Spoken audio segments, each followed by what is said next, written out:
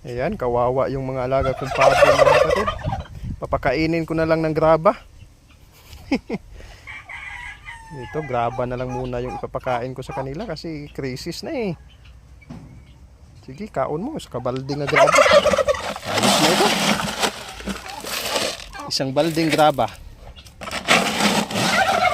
Graba lang muna yung pagkain nyo ngayon ha.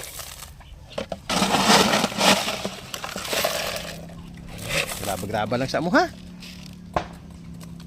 Nay kay bugat. Malaki siguro yung hali natin nito.